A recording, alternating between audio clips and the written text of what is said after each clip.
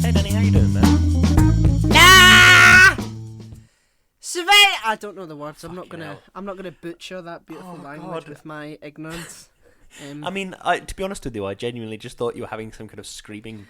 I had no idea that was what you were doing.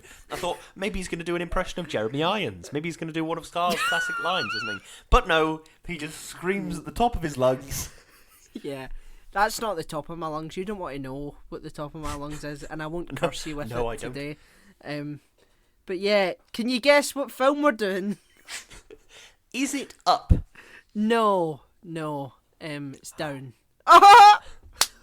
Classic joke. Is it The Lion King by any chance? It is The Lion King. It is. Not the shitty new one, the original one. But I'm not going to make my thoughts. I'm not going to make my thoughts in the new one known just yet. But anyway, it was directed by Roger Allens and Rob Minkoff. And it was written by quite a few people. It was written by Irene Mecchi. Is that? Oh God, I always forget the trial by death of 1,000 cuts that is listening to Danny slowly make his way through his terrible handwritten notes. No, it's Lord. it's spelled Mecchi. So I don't know how to I'd say that's Mecchi. Mecchi. I don't know. Okay, Irene Mecchi, Jonathan Roberts, and Linda Wolverton. And the story is by a lot of people, and I didn't write it down. So if you want to look that up, it's Can't you tell Danny loves this film?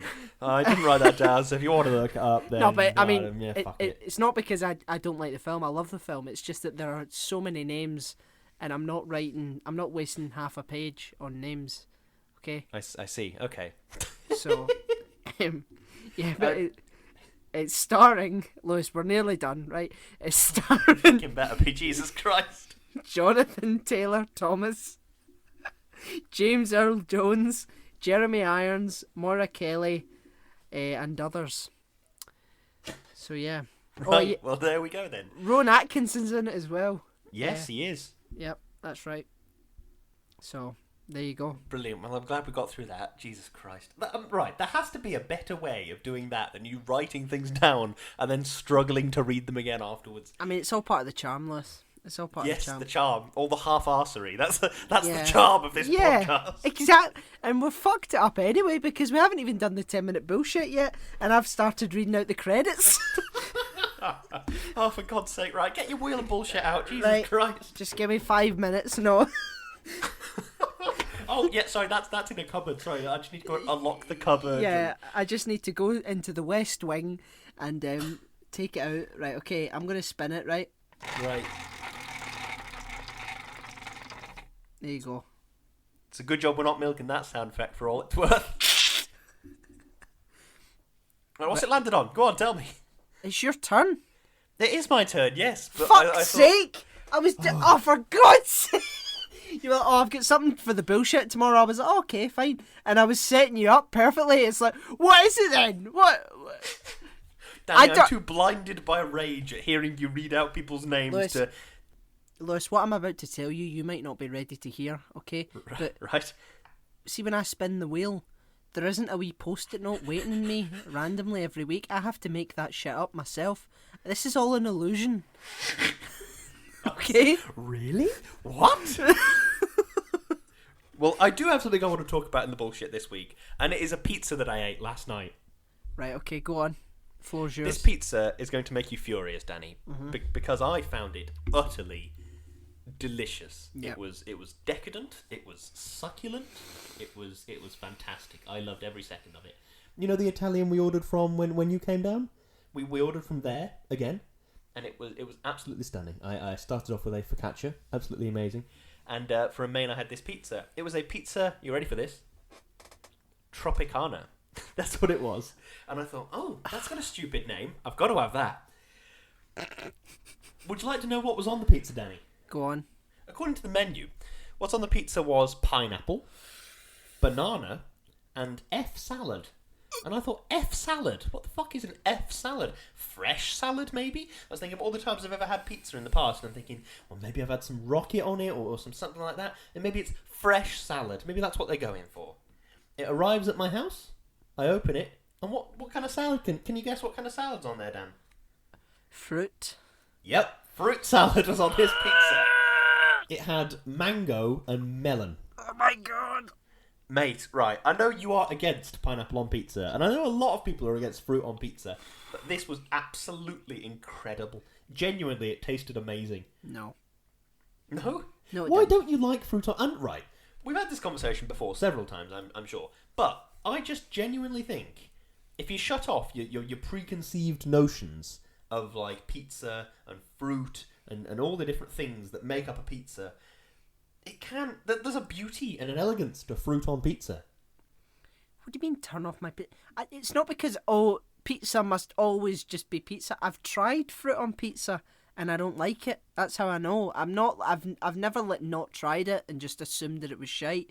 I've had it before and I didn't like it because I don't like the way the sweet and the sort of salty tomatoey mixture mixes. Oh, I do. I like that a lot. Well, that's your life. And if I'm making a pizza, I might even put some honey on top of it before it goes in the oven. Not a lot. I'm not. Why gonna, would you put honey on pizza? Because the sweet and the salty, it goes so well together. No! The only sweet and salty thing that I like together are chocolate-covered pretzels. That's a good shout, yeah. I'm into that. I could have What about some salted caramel or No. sweet and salted popcorn that's been mixed in some way? No. Salted popcorn is the only way to go. And there was this. No. There was If you're this. gonna pick a single flavour, you go for sweet. Come on now. Oh, fuck off. No, listen. So one time, right, I eat a bag of popcorn for myself if I'm having popcorn, right? Okay. So I make sure that there's enough for everyone. Everyone shares, and I have one for myself because I don't like sharing food, right? And I eat all of it. I don't just leave it and put it there.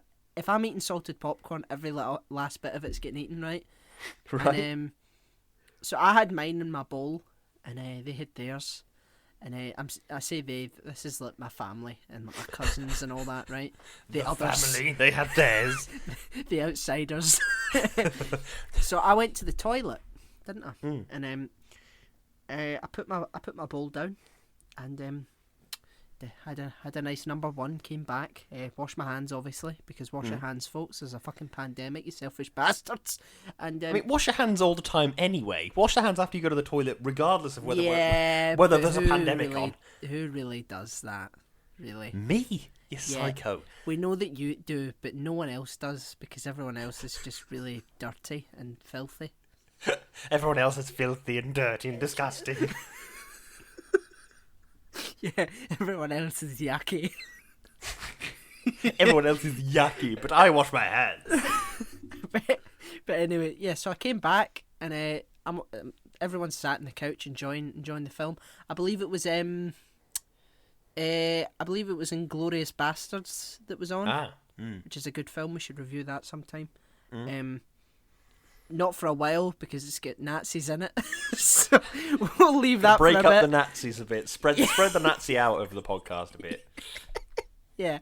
So I went back to my seat and I looked at the bowl of popcorn and I was like, it seems a bit fuller than when I last saw it. And I sat down and just sort of ignored it, and I had a lovely bite, and it was that's salty popcorn. Oh, lovely. Oh, I think I'll have another one. And then I had another one. It was salty again. Lovely. Oh. And then I had another one, and it was different.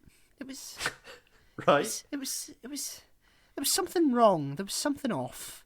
There was something that I couldn't quite put my finger on. So I decided to have another one, and then all the force of Damocles' sword came down upon my head. Right. And I'd realised that one of the utter twats that I call my family members had put sweet popcorn in with my salted. And so the Spanish Inquisition began. And I stood up and I was like, okay, I'm not angry. I'm just supremely disappointed. Who the fuck I felt like Ross from Friends. My sandwich. So it turned out to be my cousin Neve. I see. And yeah, she was. She was killed after that. No, no. Would you ever try anything else on popcorn other than salt? Butter. That's it. No, I mean, independently of salted popcorn, if somebody offered you any choice of popcorn, like for example, I forget what it was now. I think I used to buy lime and chili popcorn. It's one of those weird things they sold in that little supermarket by the hotel we stayed in for 4 o'clock club, and I was like, "Ooh, that looks weird. Give me some of that." It was dead nice. Would you ever try that? I would try it. I would try anything. If someone gave me food, say try this, I'll try it. I'll always try it, and if I don't like it, I'll never eat it again. That's the way it works. Not even as your tastes change as you get older? Well, if they change and I accidentally eat it and then I like it, then I'll eat it. I see. But until I'm intrigued by the brutalism of this system. If you don't like your first bite of something, it will never be eaten again. No. I mean, I have to make sure that I'm eating it like I can actually taste it, not just a wee nibble of popcorn and then I'm like, no. I'll have maybe I'll have a couple, and if I can see myself eating an entire bowl of it, I'll maybe put it on the docket for something I would eat again. Right. But I like to imagine you have a very rigid list that you keep in your head. Yeah. Salted popcorn is good. Sweet popcorn is bad. Salted and sweet popcorn is the worst. See, it's not even a list. It's more of an instinct now. You know, Right. It's just I know immediately. It's like I feel like I don't like a robot detecting a bomb or something like that. Just bad. Just. Or You like hold a dog. your hand over like some sweet popcorn, and you can just tell. You Yeah. can just tell from the aura that it No, gives no, no, off. no, no. No, this is not good. You can tell by the way it looks, because sweet popcorn has a sort of synthetic wetness to it, What? whereas salted popcorn is just dry. I'm sorry, that's No. insanity. Salted and sweet popcorn do not look different. Yes, they do. I don't think I agree at all. I Well, don't you- think well, salted you and sweet can- popcorn look different. I mean, it's your prerogatives to be wrong, but Right, okay, let's Google salted popcorn. if Okay, We can looks do- like popcorn. we can do this, Lewis, we'll get sweet and salted popcorn, and the next time I come down or you come up to me, I'll be able to tell, and you can hide and you can switch the bowls around or something like that. But I will know by looking at it. I do sort of know what you mean. Sweet popcorn, It's not wet. I wouldn't say it has a wet. sheen. Yeah, it has a glisten. Whereas Okay, I salted sort of do know what you mean. Yeah. Actually, I take back my wrongness. Uh-huh. Oh, I found a recipe: rosemary and sea salt popcorn recipe. Rosemary and sea salt. Yeah, salt and vinegar popcorn. That's one that people like apparently. I don't know. I'd give it I'd try it. I mean, I like salt and vinegar crisps. Salted honey butter popcorn. Okay, that person that person can fall off a cliff. But yeah, so that's. Spicy popcorn. What do you mean spicy? What we I using? don't know. It's the title of this recipe: Ethiopian style spicy popcorn recipe. Wanda cooks. Are we using chili? Are we using fucking? Here we go. Popcorn kernels, oil, fenugreek, sweet paprika, and salt. I'm not entirely sure what fenugreek is. Oh, no, I don't either. I'm googling No, it. I have it in my cupboard, but I've never used it. It's a plant. Its seeds and leaves are common ingredients from the Indian subcontinent. Right. Well, that doesn't tell me what it tastes like, does it? Come on now, Google. Up your game. Yeah, but I like before Chiquitos closed down. I like the popcorn that you get in there as a sort of wee appetizer. Sort of Yeah, peri I don't peri. know what was on that, but that was kind of nice. It was like, It was peri peri powder, I think. oh, I'm into that. That was good. According to Healthline.com, nutrition. Sorry, what's this stuff? Fenugreek tastes like it's slightly sweet and nutty. So I suppose this is kind of sweet and spicy Ethiopian style popcorn. That's what this recipe is giving you. Well, yeah. No. Now we know. Now 15 minutes of popcorn chat. There we go. Bullshit over just like that. Yeah, Snap. just like that. Bullshit's done now. Now, have we got to do the credits for the film? Or? But I will say, see, for those that are listening to this, not the patrons, because you'll have listened to it yesterday. No, you'll have listened. I'm speaking to the majority of people who listen to this. They'll be listening to it. It'll be Sunday for you folks, and the patrons will have listened to it yesterday. And tomorrow, from your perspective, is the day that my diet ends, finally. And I can have So Monday? Yeah. Okay, cool. It was a very complicated way to say Monday, but congratulations. Yeah. My diet ends on Monday. I could have just said that. Instead, fucking baldricked my way to the end of that there. But yeah, so I'm very happy about that. I'll have to mail you a box of brownies. You will. Would they survive a trip to Glasgow? I'm sure they would. I don't know. It depends who the driver is. I once got some baked goods delivered, like through, I think it was like DPD or something. Next day delivery Where from? delivered me some baked goods. This local bakery place. I've forgotten what they're called, but they were good. Yeah, but all the cake and stuff. If it's local though.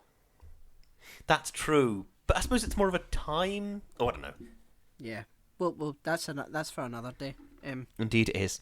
But anyway, Lion King. Do you have an opening statement, Lewis? I do. Great story, fleshed out with great characters. Brilliant. Amazing. It's almost identical to my opening statement for the Doctor Who episode.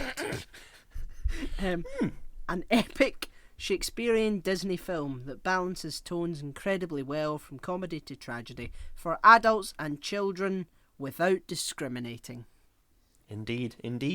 Yep. Have we got some CRQs or CRSs or CRJs or anything? What's J's? Jipes? I don't know.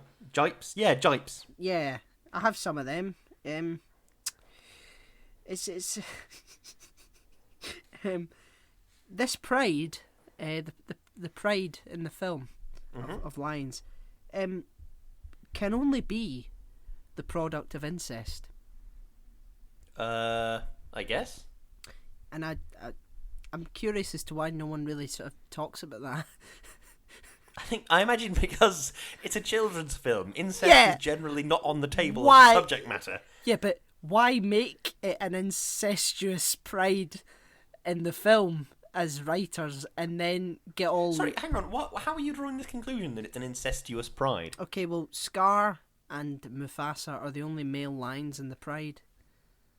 Okay. So that would mean that Nala is either the daughter of Scar or Mufasa, both of whom are related to each other as brothers. Okay. So there's some incest in there somewhere. Right. Yeah, there definitely is. Unless there's another one somewhere. Unless there are other male lions hiding behind Pride Rock or something. I haven't seen any. It could be that, like, cause maybe it's like a pecking order thing.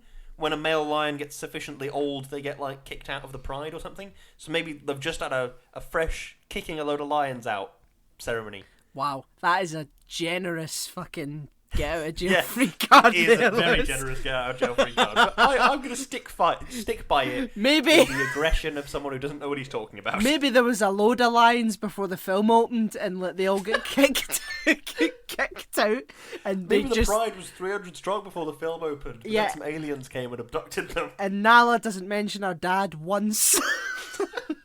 Yeah, I see no flaws with that logic.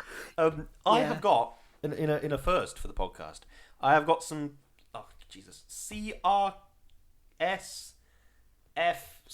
I've got some of them. What the fuck Creepy is that? room statements from Chloe. Oh, right, okay, fair enough. Okay, right, here's one of them. The roars for the lions are actually tigers. Oh. Apparently. Or some bloke called Frank with some bin lids. Oh, nice. Are you aware of this? It's Frank somebody or other who worked in Disney's Foley department. He had some bin lids, he was like hitting them together and stuff to make the roar of a lion. And apparently a bloke called Frank was stronger than some lions. So that's what they went with. I wasn't aware of that, no. I wasn't. No, well, here's the other one. Most of Jeremy Irons' song is not actually Jeremy Irons. Did you know this? Really? Yes. In the first couple of lines, he strained his voice, and you can just sort of hear the difference in the one line and the next line. But yeah, he hurt his voice, and they brought in a replacement singer who did the rest of the song. Ah. Oh, sorry, hang on. You okay? Oh, Chloe has just informed me that's towards the end and it's the last 20 seconds or something. Oh. So most of it probably is Jeremy Irons then. Right, And they got a yeah. replacement singer for the last 20 seconds or so. I was gonna say because it really does sound like Jeremy Irons singing. Yeah. Now I think of it, that's very true. Yeah. It does sound a lot like Jeremy Irons singing, so it might be Jeremy Irons singing. But yeah, those are good facts. I like those. Very Good, I'm glad you liked them. I did. I really did. I'll pass on your compliments to Chloe. To the chef. To compliments to the chef. To the chef of facts that many people might not know. I have a question. Go on. Would safety equipment save Mufasa's life? And if so, what safety equipment would save his life? I have lifted this directly from a stand-up bit by Jack Whitehall, but to be honest, it's an interesting question, so we're going to go with it. What?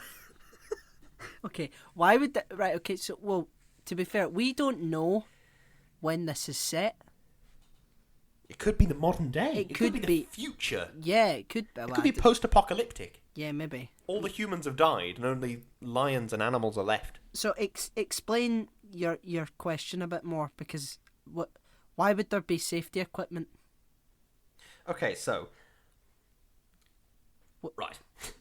I feel like it doesn't take somebody with a higher reason. We see how clever the lions and all the other animals are in this film. Yeah. I think that if... Because what happened? Mufasa went in, got Simba out, and then did he fall back in? I don't remember. I mean, I watched this last night and I've already forgotten. No, he sort of jumped onto the cliff and climbed his way up, and Scar was there, and he was like, "Brother, help me!" And then Scar was like, "Long live the king!" And then went, whoosh, and his claws went off, and he was like, I see. "Yeah!" That wasn't the scream that he did, but it was, yeah, it was It's much a very close deeper than approximation. I'm very impressed. Help me!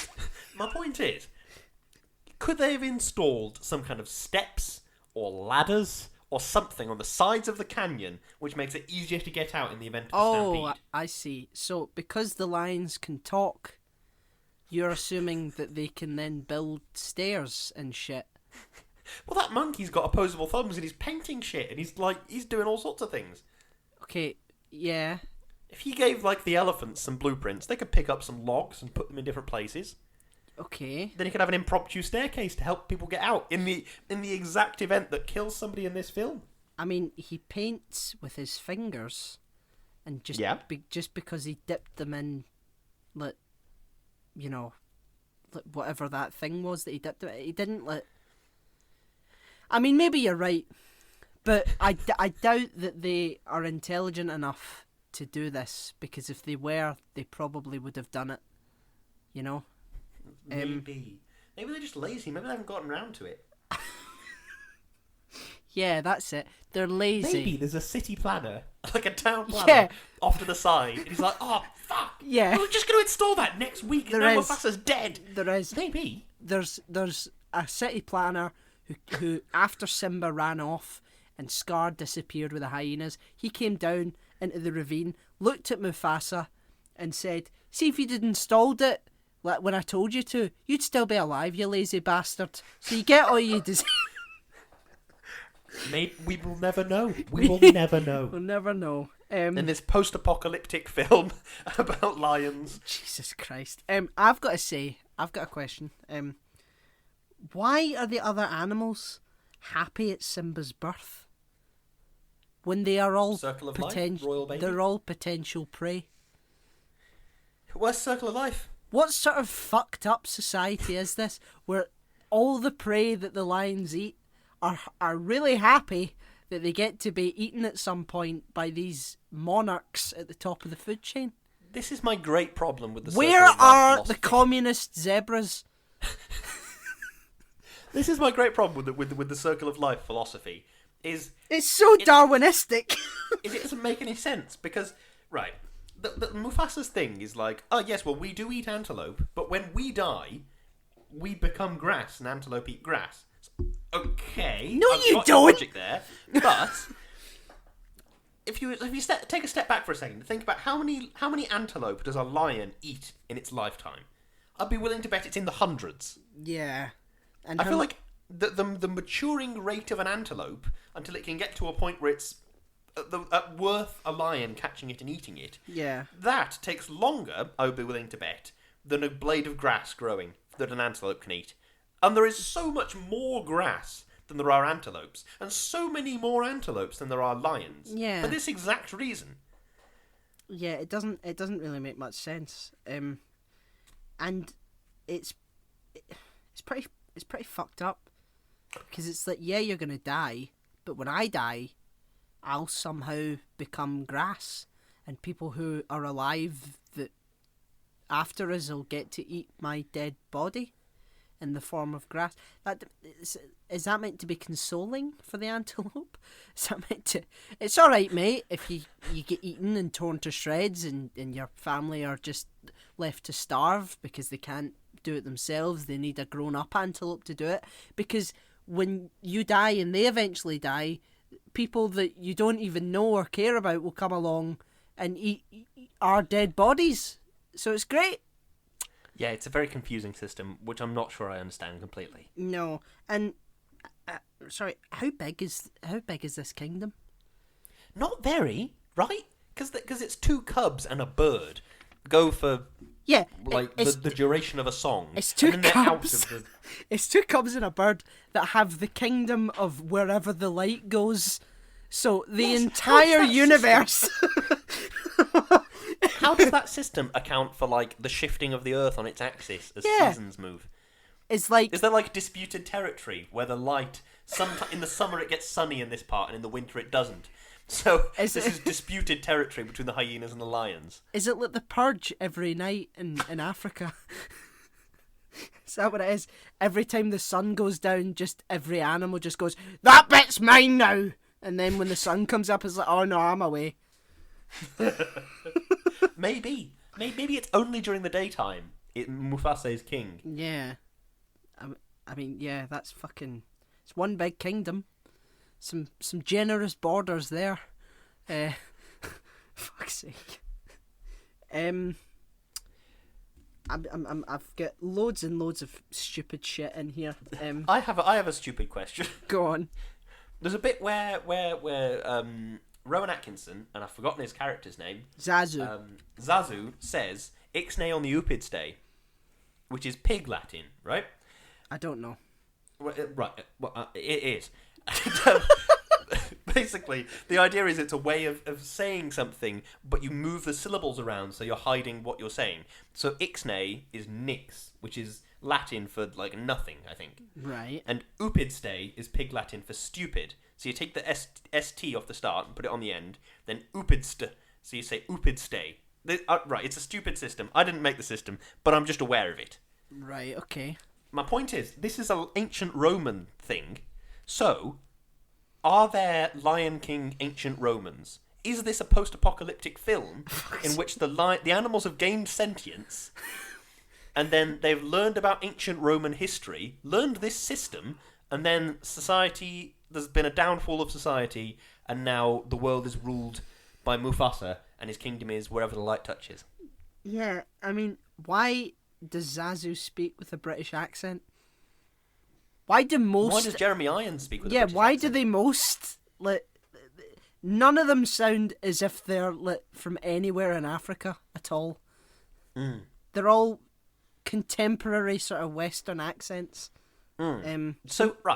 Maybe I said this. Go on. Maybe the souls of people in the West have taken the bodies of these animals, and I'm not going to continue with this thought experiment because it's really fucking stupid. And no. Right. It's probably just a film for kids, and like, who will we get to play? Oh yeah, Rowan Atkinson's quite funny. We'll get him to play the funny bird. And Mufasa, James Earl Jones, he's got an amazing voice. We'll get him to play the really stern dad. And Jeremy Irons sounds sort of villainous, so we'll get him. Rather than going, okay, the souls of dead Western folk have travelled to Africa and taken over the bodies of beasts on the savannah. Right, I've been saying this as sort of a joke, but the more I think about it, the more it makes sense. Maybe this is a post-apocalyptic film. Maybe during the apocalypse event, the Atlantic Ocean boiled and is now not there anymore. Okay. And these lions and elephants and tigers and everything, they're in the middle of the Atlantic Ocean, and that's why some of them have got British accents, some of them have got American accents, because they were British and American people who, during this apocalyptic event, went through some kind of gene manipulation program and became animals to adapt to their new savannah-like world that they're living in. And then we're seeing this several generations down the line, and they're in the middle of the Atlantic, well, what used to be the Atlantic, and they speak with a mixture of British and American accents. Yeah. Maybe. That's genius. That's so plausible. I think I'm doing far more world building than is required. They just go, right, okay, how big is this kingdom? Wherever the light goes, everywhere. Wherever the light goes, yeah, whatever the light touches, that's it. That's the kingdom. I mean, I'm not an expert in world building, Steve, but we could do a bit better than that, surely. Couldn't we just sort of cordon it off down the... No, wherever the light touches, that's it. Okay, we'll park that. But see this thing about Mufasa and Scar being the only lions in the pride? Like, surely that must sort of promote incest. I mean, not obviously directly, but some people are going to ask questions about that, surely. No, they're not. It's fine. It's fine. No one's going to know. No one's going to notice. Okay. And this brings me to my next point. I've sort of stopped this fake conversation that I'm having, right? There is a Japanese film called Kimba the White Lion. Okay. Right? And it was released in 1966. Okay. And according to many people, it draws heavily. The Lion King draws heavily from this film. Huh. And it's like very, very similar to the Lion King, and Disney allegedly copied it, and sort of just put it out like that. But to switch it backward, because it's now become a very in the sort of lion sphere-esque fandom, it's become a very sort of normal thing to say, oh, Disney stole this thing and they're bad, which I don't, just for the record, I don't like Disney, but the actual footage that people show from saying, oh, this is clearly stolen from a Japanese film in the 60s, it was actually from the sequel film of Kimba the White Lion that came out 3 years after The Lion King. So if you're going about saying that Disney stole that, then you may be right, but you also may be wrong. So I'm just covering both ends there. So I like that nothing point really that you just made. You might be right. This might be stolen. It might not be. Who knows? Yeah. Fuck both sides of the argument there. I've ruined both of them. I just caused some destruction and left it there. There we go. Well, speaking of destruction, there has been a lot of destruction in this film because it's post-apocalyptic. We've established this. Oh, for fuck's sake. Okay. Yeah. Right, I've got a question. Yep. How good a philosophy is Hakuna Matata? Pretty shit. Yeah, it means no worries. No worries. Ignore everything. Just keep going. But my dad's dead, and I don't know where I am, and you two are straight. No worries. No worries. It's fine. Everything's cool. But my dad's got... No, it's fine. Shut up. Everything's fine. Eat some bugs, you prick. What if they were just pranking him? Seeing how long they can get an adult lion to eat bugs for. It's just a prank, bro. Your dad's fine. Oh, God, no, that's even worse. It's one of the reasons I don't rewatch The Lion King very often is because the Mufasa death scene traumatized me so much when I was a kid. It's fucking horrible. That, I now struggle to rewatch it quite often, but it's really horrid. Yeah, and Scar just let Simba believe that it was his fault for years and years, and then he comes back. It's like, oh no, it was me. It's like, what? Fuck's sake. I do feel the need to point out to anybody listening to this podcast, we do like this film. Yeah, we this do. This is a good film. We're not just being No. dicks about it because it's a terrible film. It's a really good film, and it inspires all of this questioning by virtue of it being such a good film. It's a very straightforward narrative, which has a lot of like nuance in the characters and stuff, and I absolutely love it. And I think that's why I feel comfortable saying, yeah, it's like a Mad Max type future, but with lions. Do you know what I mean? And if you were expecting some serious take on this, then what are you doing here? Yes, you are listening to the wrong podcast if you're Yeah. expecting serious, reasoned discussion on the merits of The Lion King. Definitely. Well, now that we've went through the old film in such depth, I've got to ask you, Lewis, have you seen the new one? Yes, I saw it in the cinema. And what are your thoughts on that? I didn't like it. No. I didn't. It feels like, number one, I think they took all of the Disney out of it. Yeah. If that makes sense. It's like the redeeming qualities of these animated Disney films, these 2D Disney films, are that they're quite light-hearted and they're quite sort of... Like, for example, the bit where... I always forget which is which. Timon is the meerkat, right? I don't know. Well, the bit where the meerkat puts the grass skirt and stuff on, and he's doing the dancing, and that's the Disney in it. It's the joking about the lightheartedness. Yeah. And the new one, it's like they were trying to do a gritty reboot of The Lion King. It was really weird. Yeah, and but the animals in it, you couldn't tell whether they were happy or sad. Yes, they had no facial expressions. Plus, you couldn't tell the difference between any of them. No. All the lions in this film look different to each other. Yeah. Like all the lionesses, for example, have all got like different body language even, and they have different sort of facial expressions, and they look different. You can tell the difference between them. But in like the more recent one, all the lions sort of look the same. Yeah. It's really hard to tell the difference between them. And I've got to say, what is Hollywood's obsession with remaking good films? But making them badly. Yeah. Why don't you try and remake a bad film and make it better? Rather Why don't than they try going and remake the Room and, yeah, and make it better? And make it an actually a compelling story. But it was. Do you know what? I've got to say, it was a very compelling story, and I didn't stop watching it. I didn't get bored at all. I stuck with it to the absolute end because, Tommy Wiseau's such a visionary director. Yes, visionary. Yep, absolutely amazing. And I've got to say, watching The Room and watching this, The Room comes out on top every time. Yeah, 100%. I love The Room. It's my favourite film of all time, I've got to say. But no, I did not enjoy the modern reboot. It was an interesting experiment, and it was so unnecessary. It was pretty, yeah, but that was sort of where the bits that I liked it ended.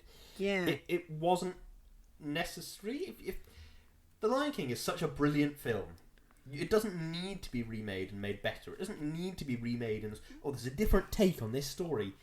No, because there's only really one take on the story, and that's the one in the original film. Yeah. I don't see why it was needed to be remade, but apparently it was. I mean, I think we all know the reason it was remade, Lewis. Yes, I think it was because of pocket lining with cash. Yes. Liquid cash. That sweet, sweet dollar. Yes. That green guild paper that everyone loves, Mm-hmm. Especially Disney. Disney absolutely loves it! Yeah. Who doesn't love a bit of Disney, eh? Buying Fox, buying everything. Yeah. They'll be buying us soon. Oh, they'll say, listen, don't you, folks, I don't want you to be under the impression that we're somehow on some sort of moral high ground, because if Disney came to me and offered me the sort of money that they're giving these other places, I would take it and I would run as far as I could and not ever speak to anyone again. Lewis would be stood there with the Communist Manifesto in his hands, crying his eyes out, and I'd be like, see you later, fucker! So yeah, that's my position on it. I see. Good to know.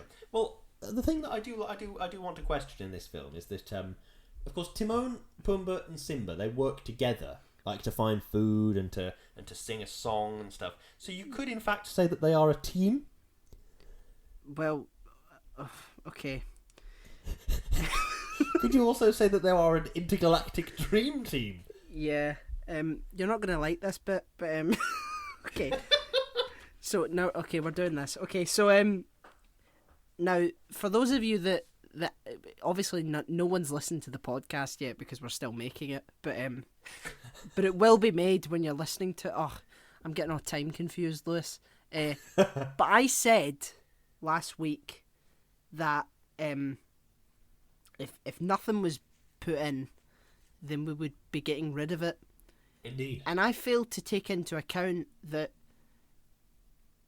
when you hear that, it's going to be on Saturday, and I stupidly went, okay, right, a week starting now when I said it, forgetting that last Monday, forgetting that no one else had heard me say it. So yeah, I realised that moments before we began the podcast. So I'm just going to fart out a quick one now, right?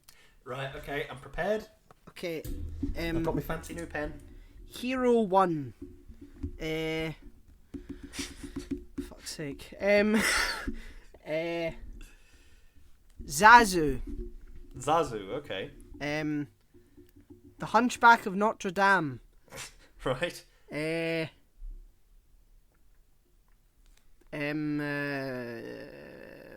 TIE fighter.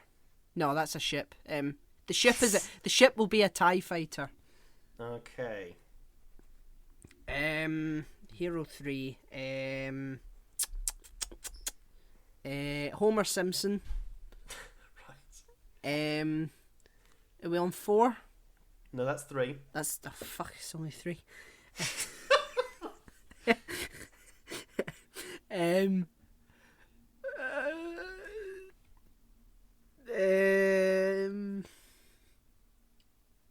Looking around my room. A terracotta warrior. Okay. And the angel Gabriel. Right.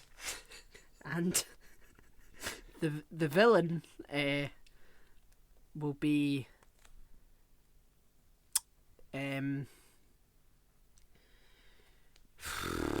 Yep.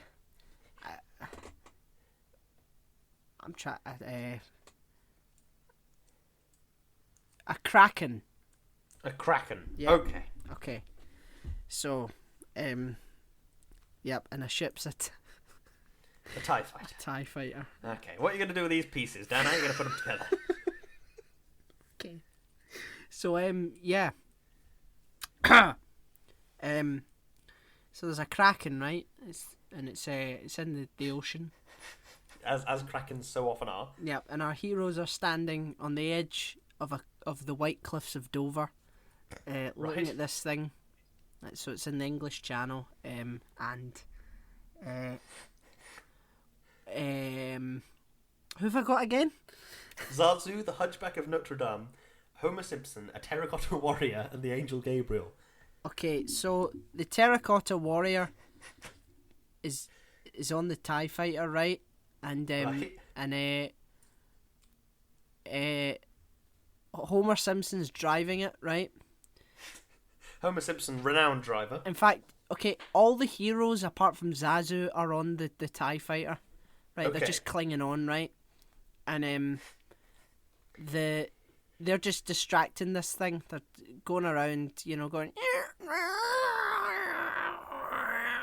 I don't know if is that an accurate sound of a TIE fighter? I haven't really watched Star Wars. I'm not sure. Fucking hell. Okay, so the Kraken's like, what's that? Fucking annoying getting that. So what Zazu does, with his very sharp beak, he sharpened it beforehand. He got a whetstone out and sharpened his beak against a whetstone. Yep. Yep. He spirals towards the Kraken's neck. Right. Pierces his neck, ends up inside his throat. Goes all the way down, into its stomach. But Zazu, unfortunately, because he's only a little bird, gets melted by its stomach acid, and Did you only manifest Zazu just to kill him? I realised, yeah. So Zazu is dead, and but luckily it's given the thing a really sore stomach, and it's like, oh, my neck, on my stomach. Can you not tell that I just remembered that he's been stabbed in the neck? I forgot about that. So it's like, fuck, my neck and my stomach. I've got a cramp, and so Homer Simpson with extreme brainwashing has now sees this Kraken as a donut, right? And basically gives the Hunchback of Notre Dame, the TIE fighter, the controls of it. There's a manual, so it's fine. And is the manual written in medieval French? Yeah.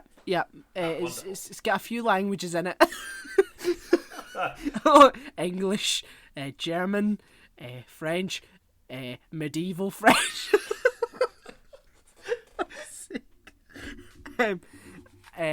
So yeah, Homer jumps out and just lands on its head and starts eating and eating and eating, and the Kraken's trying to whack him, but he keeps just, he's too engrossed with what he's eating to notice, even though he's getting pummeled to death. Like, he's just really hungry and he wants to eat this donut.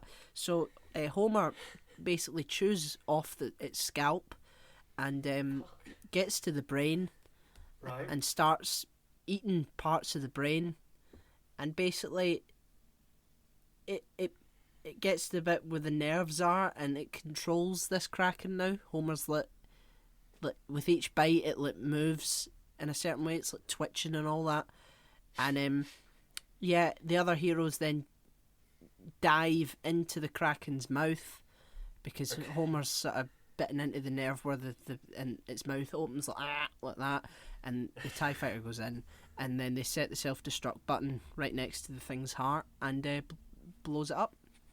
I see. And they all die. Well, how very neatly you tied that up with a bow at the very end. Yeah. And they all die. And they all... Oh, no, sorry, they don't live happily ever after. They all die. So, yeah. Right. Well, I have no complaints. If Homer Simpson's teeth are strong enough to pierce the hide of a Kraken, then I see no problems with that. This needs to go. Like a Kraken wouldn't have a skull, because it's an octopus. An octopus don't have skulls. Octopi don't have skulls. Well, that makes it even easier. Yeah, exactly. Brilliant. Big old squishy head. Fuck you, Kraken. So, from your perspective, patrons, you will have heard this horrible thing that I've just made up on the spot, and the deadline will be on Monday. And if we haven't heard it by the Monday that is before you but not before us, because we're still recording it, then it's gone. It's done. Yeah, it's dead. If that time pressure wasn't confusing enough, yes. Because I can't keep doing this, folks. I can't keep coming up with these horrible shenanigans every week that are so full of holes and just really quite gruesome for no apparent reason. Well, to give our patrons some credit, we did have one off Darius, which we read out early on. We did. And if memory serves, I think it involved Tom Baker snapping someone's neck. Yeah. So it was a good one. I remember thinking, it's intense, but I'm into it. So thank you very much again for that, Darius. And thank you for making one up on the spot, Dan. Definitely. Thank you. And you're welcome. Okay, so, fuck's sake. The Hunchback of Notre Dame's a Disney film, so's The Lion King. Boom! Woo! I've got a better one. Oh, go on. The Kraken lives under the sea, which is where the lions live.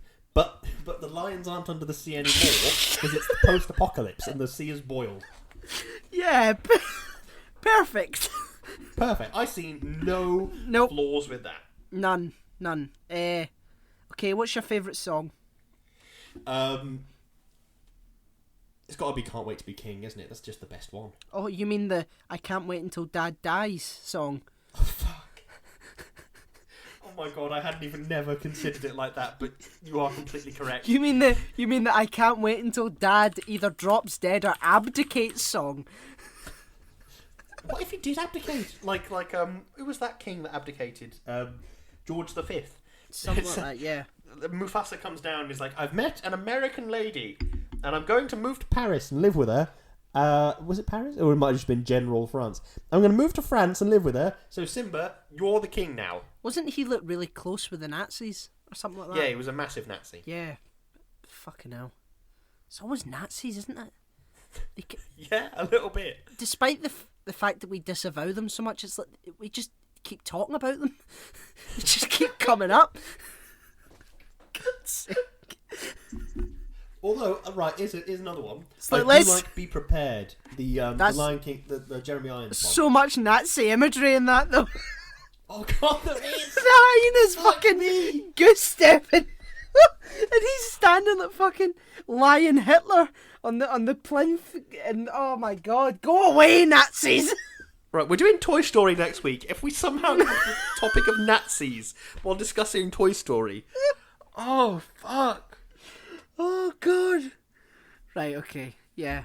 But I really like Be Prepared. Bar the Nazi bit. Yeah, bar the Nazi bit. Fucking hell. Oh, God. Right. Have you got any last notes that you want to share with the group? It was inspired by Hamlet, this film. Yes, you can very much tell from the story, can't you? Yeah, thought that was quite nice. And also, I think I read somewhere that the life of Joseph and Moses in the Bible or something like that. I am unfamiliar, but I would not be surprised. Yeah, so am I. But, there you go. I suppose the stories of, killing your brother and then someone coming back and becoming king, it's very medieval, isn't it? I suppose maybe it's quite a common tale, I don't know. Yeah, it's very biblical. Well, I think I've run out of notes, apart from one, which is... What if Stranger Things and The Lion King take place in the same universe because the title is written in the same font? That would be I mean, maybe after the events of Stranger Things, which still hasn't concluded. Maybe after the events of Stranger Things, everything the world comes to an end, and then in the post-apocalyptic Atlantic, which now is dry, lions launch a civilization. Maybe that's what happens. And I've got an even bigger sort of thing to add on to that, right? Maybe there's some multi-dimensional event that basically turns reality into animated cartoons. Maybe The Lion King takes place in the Upside Down. Maybe the Upside... So the Upside Down is rebranded to be pretty and Disney coloured. Yeah, maybe it's like fucking... I don't know. Maybe we're at the point where Hollywood in general becomes so creatively dead, and no original films come out anymore, that they just employ children, and the Upside Down in Stranger Things becomes an animated land full of lovely lions and Disney stuff. Maybe that's the case. Because all the producers are husks now that can't think of anything else other than, let's do a remake of that great film one time. No, Steve, we've done that one. Oh, okay. And then 2 weeks later, let's do a remake of that one. No, we've done that one as well, Steve. Oh, okay. Well, I after that spiriting, uplifting comment, I think I might be finished. I think I might be out of notes. Yeah, so am I. When we did last week's, I was like, oh, Lion King, that'll bring some order to the chaos. So this has been, if anything, slightly more chaotic than the last one. Yeah, but it's good. I enjoyed it. I enjoyed talking me about too. it. Yeah. Have you got a closing statement then, Cocker? I do. Yeah. It's funny. It's sad. It's some good songs, and it's probably set in a post-apocalyptic universe. A classic Disney movie to which all sequels and remakes pale. Every time I rewatch it, I remember how good it is. And also, it's definitely set in a Mad Max-style post-apocalyptic universe. Yeah. We are like the parallels of each other, because I always put more effort into the opening statement, and you always put more effort into the closing statement. Yeah, to be honest with you. With the closing statement, there's always something I can, like... If there's something we've discussed a lot in the episode, I can just pick that up and just put it in the closing statement. Yeah, definitely. But yeah, that was Lion King. It was. And we've got some credits and some shilling and some bits and bobs. We do. Apologies if you actually wanted to talk about the film, but if you wanted to talk about the film and not just nonsense for several hours, then you're in the wrong place. I mean, it's the fucking Lion King. What else is there to say? It's a great film with great songs. Yeah, true. What else are you expecting, folks? We have to milk an hour out of this. Of course we're going to talk about post-apocalyptic universes. Fuck's sake. Anyway, I am on Instagram at O'Hiram. I'm on Facebook at Daniel K. Actor. I'm on Twitter at Kerzo2000. What are you on, Lewis? I am on Instagram at Lewis_Brindley. I'm on Twitter at LewisBrindley4, and I have a Facebook page called Lewis Brindley. Lovely. We're on Podomatic, we're on Spotify, we're on Apple Podcasts, we have a YouTube channel, we're on Deezer, we're on Google Podcasts, we may or may not be on Amazon Podcasts. That's up to no you. idea. Who knows? Yep, figure that one out for yourselves. We have a PayPal donate button, we have Patreon, and once again, we would like to thank our amazing, totally fantastic patrons. Yes, thank you. Yes, Chloe, Darius, thanks. Sophie, Thanks. Peter, thanks, and Aditya and thanks. Richard. Thanks. Thank you so much.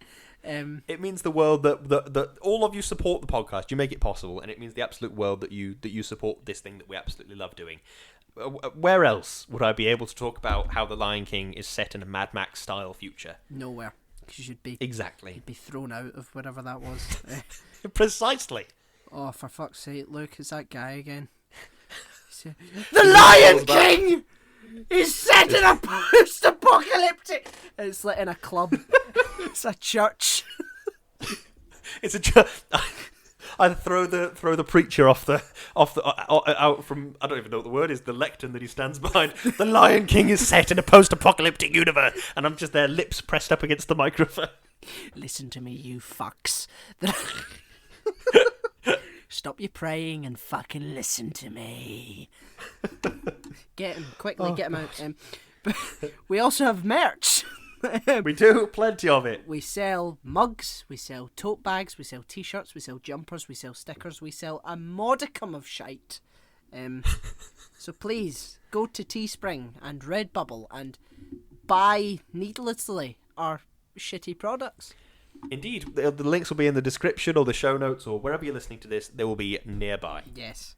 And last, but certainly not least, we are partnered with a fantastic company called Number 12 Crochet Avenue. Lewis, take it away. Thank you very much. Number 12 Crochet Avenue is a business run by my amazing wife. She crochets and she is really, really good at it. She makes absolutely amazing stuff. Her Instagram is at Number 12 Crochet Avenue. It's all letters and words, no numbers, but go and check it out. The Instagram is absolutely chef's kiss. It is absolutely wonderful. She makes amazing stuff. Go and check it out. It's absolutely great stuff. Go and take a look. Please do. Please do. Well, what are we doing next week, Lewis? We are doing Toy Story 1 and 2. Yes, and then after that, just to sort of complete the circuit, we're going to do 3 and 4. Indeed we are. As well. So it's a nice departure from the serious stuff we've been doing. Yeah. So. And then after that, we'll have to find a really serious, horrible film to do for afterwards. Schindler's List. No. Oh, Jesus. Oh, let's try and avoid anything with Nazis in it. Yeah. Fuck. Yeah, we'll think of something. But give us your recommendations. We've got a list as long as a Leonard Cohen song. Stole that from the thick of it. I'm not taking credit for it because that's wrong, Amy Schumer. Oh my God. I've made a lot of enemies on this podcast and they don't even know it. So yeah, please send in your recommendations and we'll eventually get to them. Indeed we will. We absolutely love having recommendations. It's great making something and knowing that people are going to like it. So yeah, send in your recommendations. Definitely. Yeah. We'll see you next week for Toy Story 1 and 2. Yes. Thank you. Yes, thank you very much for listening. Goodbye.